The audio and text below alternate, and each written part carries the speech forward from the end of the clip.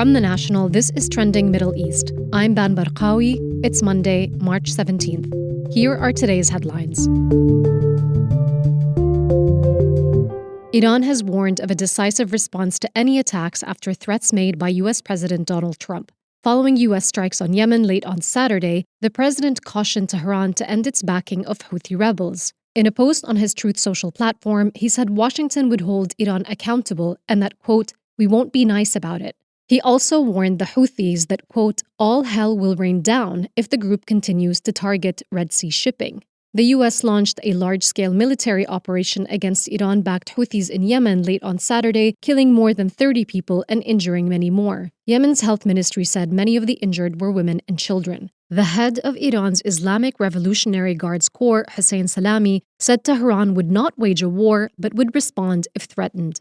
The National's Mina Aldroubi reports. I've spoken to a couple of experts and some Yemeni officials about what these strikes could mean. They say that the main message is for Iran. President Trump is telling them that you're going to be next if you don't comply by what I want. And President Trump likes to negotiate through strength, and this is one way of showing it. The strikes come at a time of increasing US pressure on Iran and its proxies in the region. President Donald Trump has pushed for sanctions on Tehran, and he's reinstated his policy of maximum pressure on Iran to get them to return to the negotiating table over its nuclear program. Iran's regional allies have been severely weakened by Israel since the start of the war in Gaza, but the Houthis have been an exception.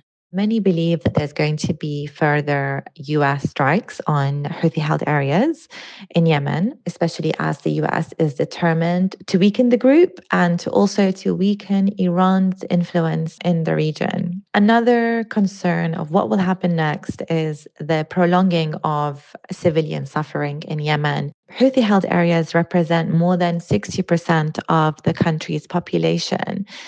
And so it's going to directly impact their lives in terms of the humanitarian aspect, in terms of the economic aspect as well. And there might be some resentment towards the United States as well for these strikes. The group has launched hundreds of attacks on international shipping over the past year in what they say is solidarity with Palestinians.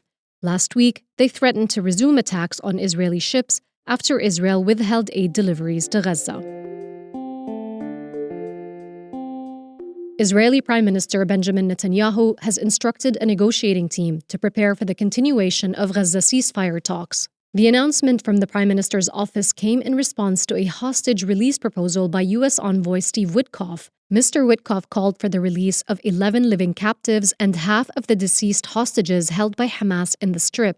Meanwhile, Hamas has said it was ready to release Israeli-U.S. hostage Idan Alexander and the bodies of 4 other Israeli Americans in exchange for Palestinian prisoners. Ceasefire talks had resumed in Doha last week after mediators failed to extend a truce agreement that came into effect in January. Israeli attacks on the Strip resumed over the weekend with at least 14 Palestinians killed in the span of 24 hours. That's according to Gaza's health ministry. Civil defense forces said that journalists and charity workers were among those killed. The Israeli military said it struck, quote, 2 terrorists in the Beit Lahia area, in addition to other targets in a vehicle. Hamas spokesman Hazem Qasem described Israel's attack as a massacre and a blatant violation of the ceasefire agreement.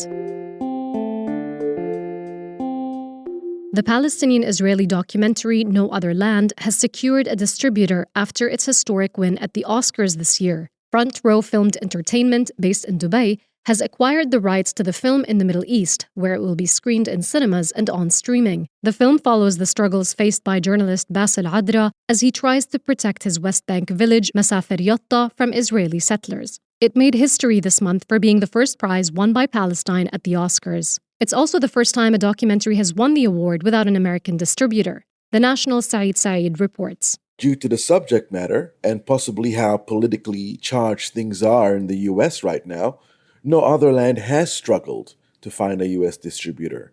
For example, let's look at Florida, where the mayor of Miami Beach is even planning to withdraw funding for an independent cinema house that screened the film. But what's interesting though, is that despite all that opposition, the film was self-distributed and has already made more than $1 million at the box office, which is quite remarkable for a documentary film. Co-directed by Adra and Israeli journalist Yuval Abraham, the film has received numerous accolades since its premiere last year at the Berlin International Film Festival. It was released during the height of Israel's 15-month war in Gaza, which began after the Hamas attack on October 7, 2023. The film and its Oscar win have stirred up controversy among pro-Palestinians and pro-Israelis. The controversy surrounding No Other Land is really more than just a dispute over a film. It's essentially a reflection of the deeper fractures in the Israeli-Palestinian conflict. The documentary is interesting in that it is co-directed by a Palestinian and an Israeli. Their collaboration itself is a point of contention. For Israeli officials, the film presents a harsh critique of state policies, particularly regarding the forced displacement of Palestinians. The backlash from some Palestinian activists, on the other hand, really stems from the belief that working with Israeli filmmakers, even those that are critical, risk legitimizing a system that they fundamentally view as oppressive. That's all for this morning's headlines. You can get these stories and follow live updates at our site. Dan Barqawi, The National.